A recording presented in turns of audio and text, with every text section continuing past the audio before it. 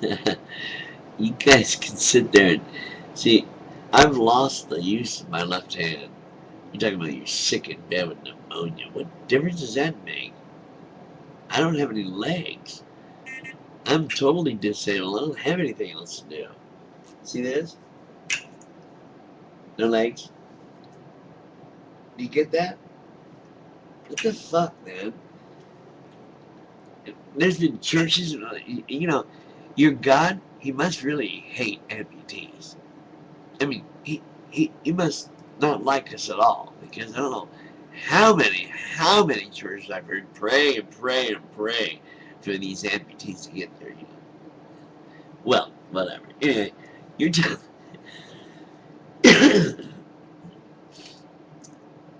you're trying to tell me that I'm the one who's confused because I have the ability to respect and understand science enough to realize how we got here, how things really work, and I ridicule the Bible and Christianity and religions because they're ridiculous.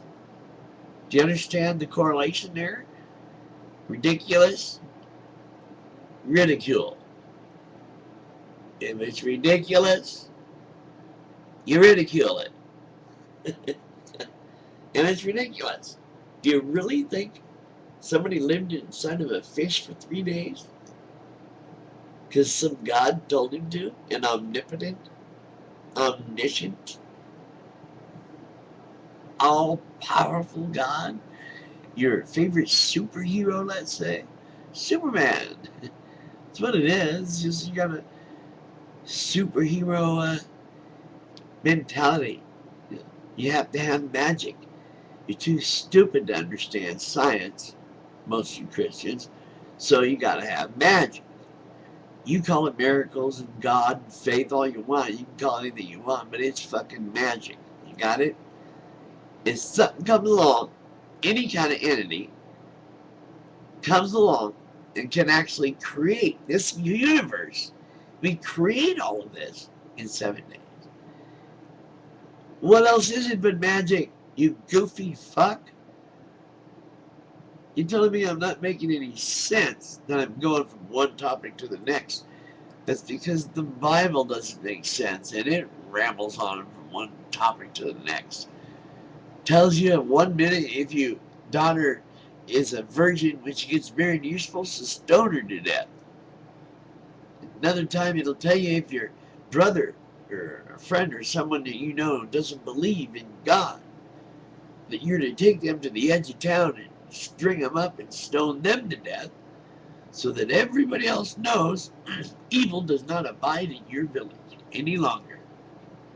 Just,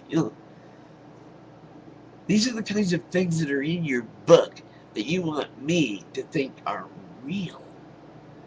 As somebody thousands of years ago with a Stone Age mentality, hearing voices and shit, and you think it's real. And then you ask me, give me one secular scholar who doesn't believe in Jesus. I don't know how to tell you, dude. P.Z. Myers, Richard Dawkins, Neil Armstrong, Buzz Aldrin. I can go on and on. Just about every scientist I know, just about everybody with a decent degree from a real college that learned how to think critically and get their evidence through empirical scientific evidence, don't believe in God and Jesus. Yeah, they're mostly atheists. They might call themselves agnostic, a humanist, I don't know. They're trying to intellectualize it. But a lot of times it's such an old indoctrination that y'all have put us through this last few thousand years that it's ingrained in some people. It's hard for them. Like me even. I even say, God damn it. I say, oh my God. Can't help it. It's habit. But you gotta believe me. it's easier for me, it's so much easier to understand that this huge universe we live in is chock full of life, man. Let me tell you. There's more life out there than you can shake a stick